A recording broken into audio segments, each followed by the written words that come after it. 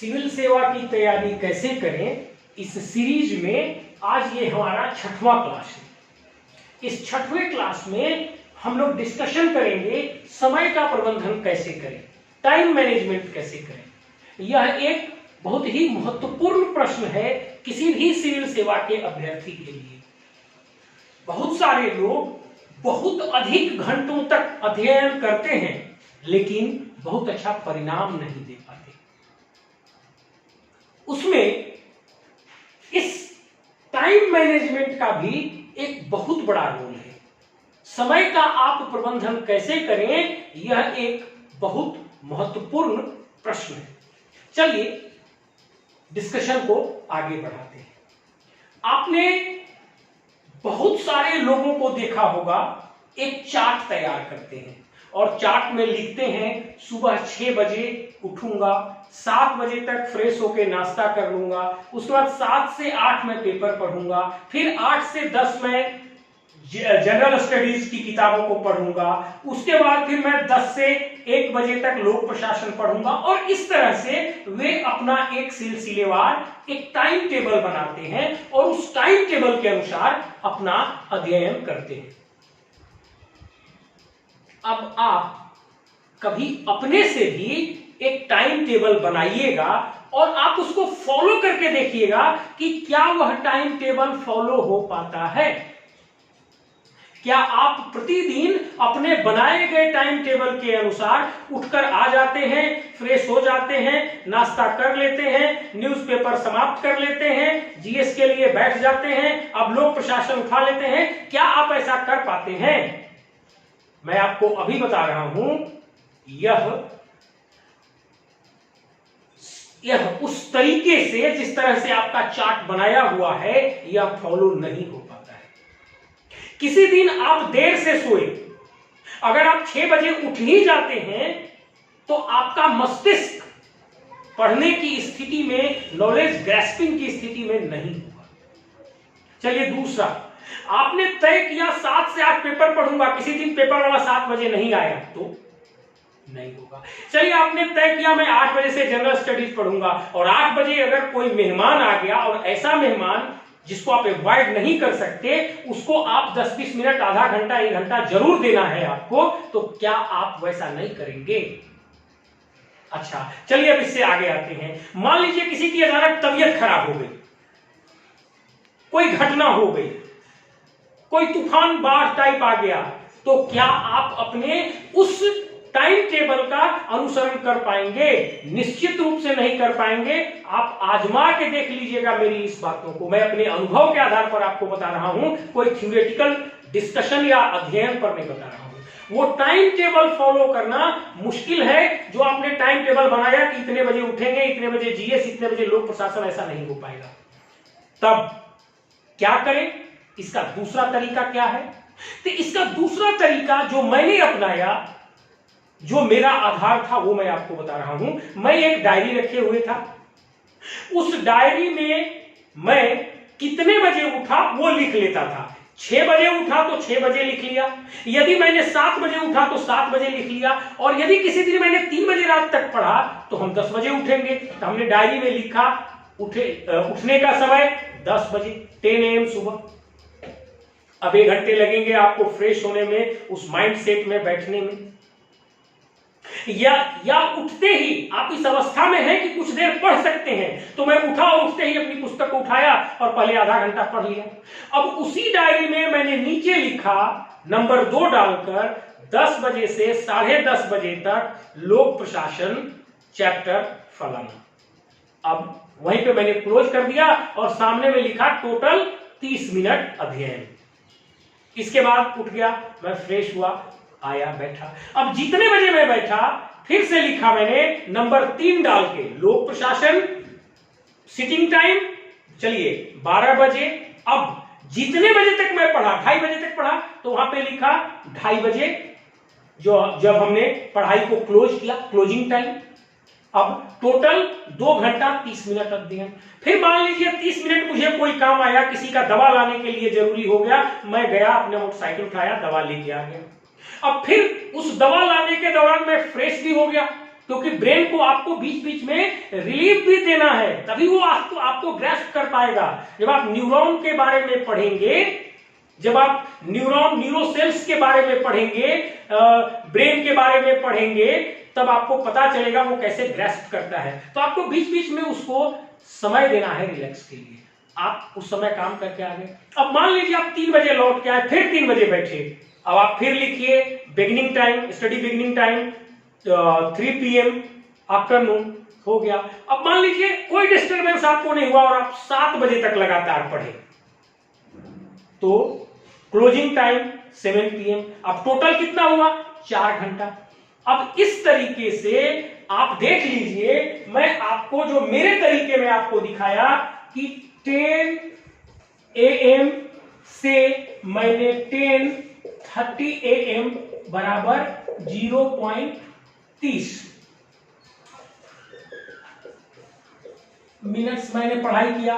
उसके बाद मैंने मैं 12 बजे बैठा और अब यहां पे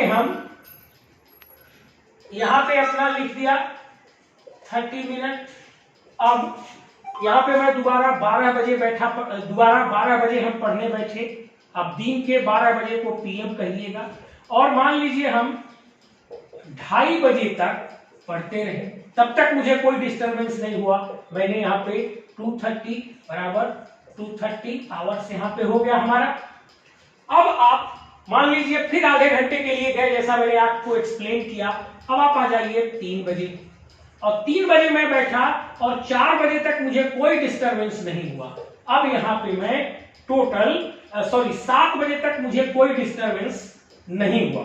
टोटल 4 घंटा मैं पढ़ाई किया। अब यहाँ पे मैंने लिख लिया 4 आवर्स।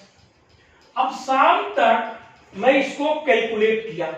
शाम तक मैंने कैलकुलेट किया, मैंने देखा कि 7 घंटा आज मैंने लोक प्रशासन पढ़ा।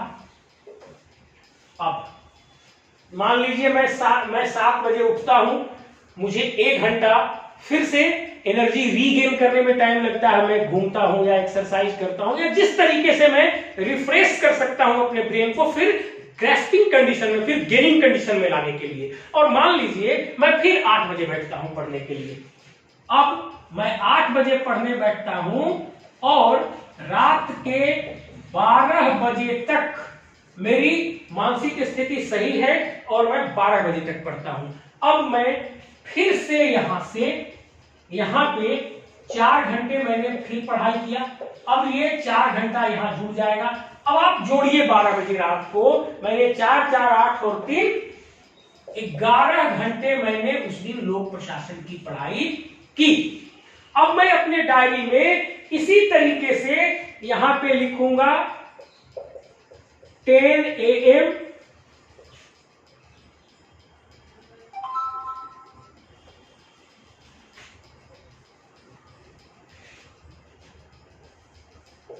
जगह। अब यहां से मैं शुरू किया 10 से 10:30, फिर 12 से 2:30, फिर 3 से 7 PM, फिर 8 PM से 12 PM और इस तरह से मैंने पढ़ा। अब ये और लास्ट में मैंने लिख लिया और नीचे मैंने लिखूंगा टुडे, नीचे मैं लिखूंगा टुडे पब्लिक एडमिनिस्ट्रेशन टोटल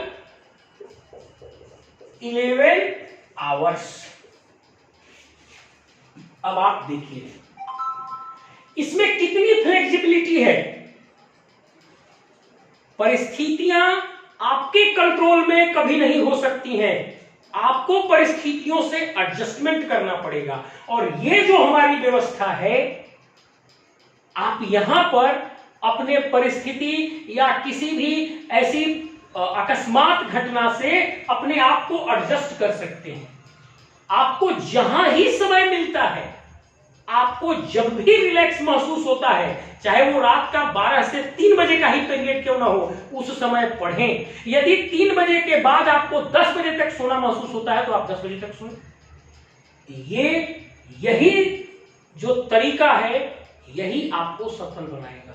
आप टाइम टेबल लिख के देख लीजिए, मेरी बात मान लीजिए, आप एक टाइम टेबल बना के आप चिपका लीजिए, आप कभी भी उसको फॉलो नहीं कर पाइएगा, क्योंकि बहुत सी ऐसी आकस्मिक घटनाएं, अकस्मात चीजें आती रहेंगी, बाह्य परिस्थितियां ऐसी होती रहेंगी कि उस समय आपको अपना स्टडी टेबल छोड़ना पड़ेगा। इसलिए ये जो तरीका है कि आप एक डायरी रखें, कितने बजे जगे लिख लीजिए, अब कब से कब तक पढ़े और टोटल टाइम कितना हुआ, फिर कब से कब तक पढ़े, टोटल टाइम कितना हुआ, फिर कब से कब तक पढ़े, टोटल टाइम कितना हुआ, फिर कब से कब तक पढ़े, टोटल टाइम कितना हुआ, लास्ट में जोड़ लीजिए। और यह भी लिखिए कि आपने कौन सी विषय ली। तो मान लीजिए मैंने पब्लिक एडमिनिस्ट्रेशन को पढ़ाई किया, तो हम पब्लिक एडमिनिस्ट्रेशन लिखते जाएंगे, हमने जो पढ़ा ये पब्लिक एडमिनिस्ट्रेशन पढ़ा।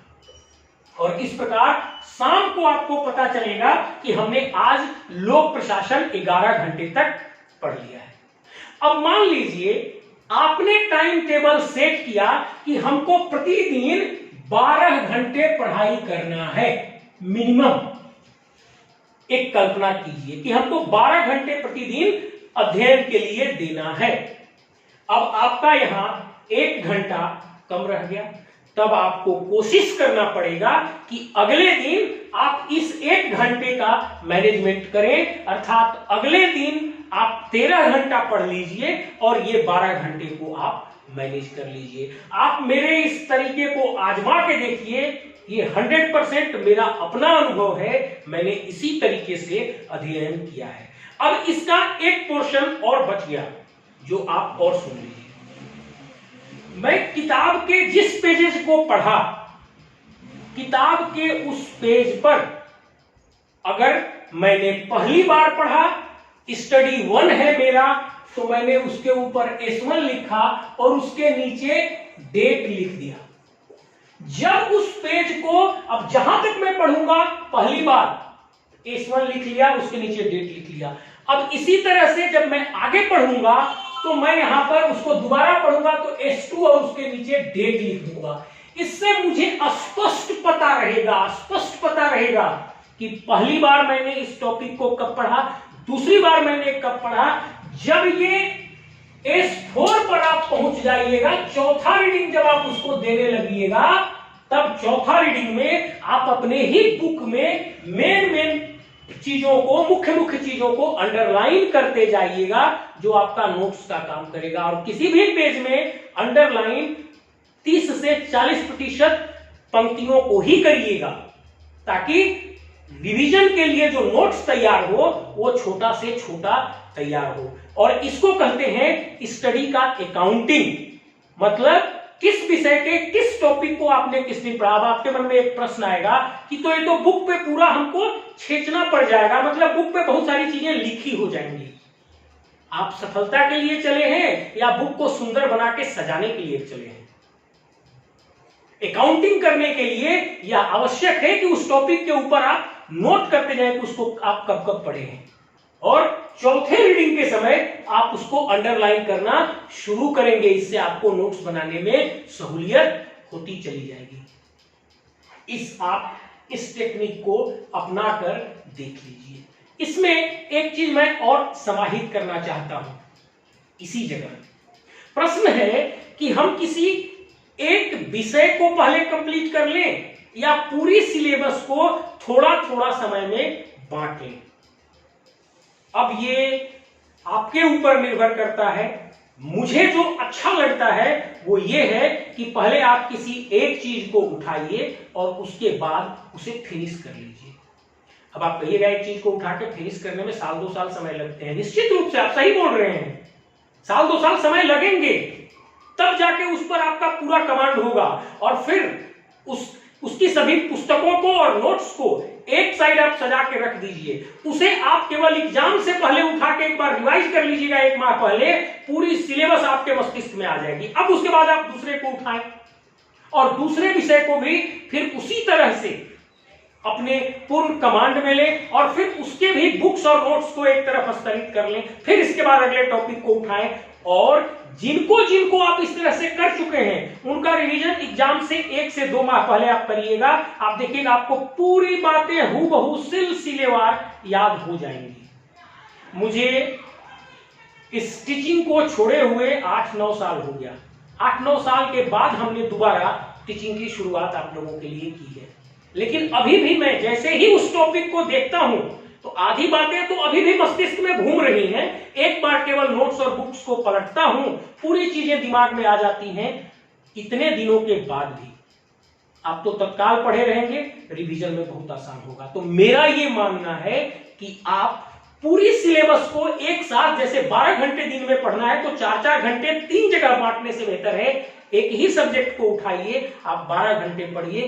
साल, 1.5 साल, 2 साल होते तक कंप्लीट कमांड आपका हो जाएगा। आप कहीं से भी आंसर उठा के देखिए, आप सोल्व कर पाएंगे। और इस दौरान नोट्स जरूर प्रिपेयर करिएगा, नोट्स जरूर प्रिपेयर करिएगा बुक्स में अंडरलाइन कर करके, और फिर उसको व्यवस्थित अलग सजा के रख दीजिएगा कि जैसे ही एग्जाम आए उसका आप रिवीजन कर सकें। रिवाइज जरूर करना है। इसी तरह दूसरा पोर्शन, इसी तरह तीसरा पोर्शन, इसको करेंगे। अब मैं पूरे क्लास को समराइज करूंगा। मैं 3 बातें कहा।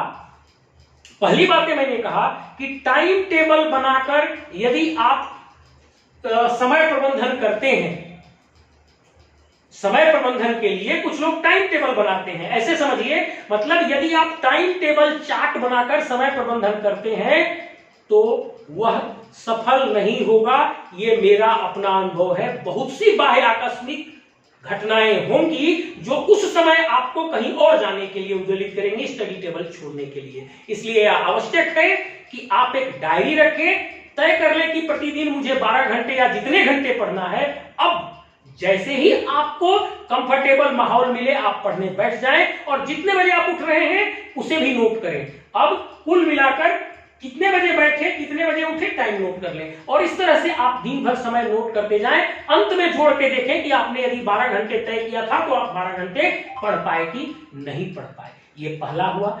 दूसरा, पुस्तक के जिस पेजेस को पढ़ रहे हैं उसके ऊपर स्टडी 1, 2, 3, 4 जो भी लिखना है, और उसके नीचे डेट आप लिख लें, ताकि आपको पता हो कि पहला रीडिंग कब दिया, दूसरा रीडिंग कब दिया, चौथा रीडिंग कब दिया। और जब आप चौथा रीडिंग देने लगे तो बुक्स के प्रत्येक पेज को अंडरलाइन करके आप नोट्स प्रिपेयर करें। और यह अंडरलाइन, मैं रिपीट करता हूं, 30 से 40% से अधिक नहीं होना चाहिए, और उन्हीं पोर्शन को अंडरलाइन करना है जिसको पढ़ने के बाद आपको कंप्लीट चीजें उस पेज की याद आ जाए। और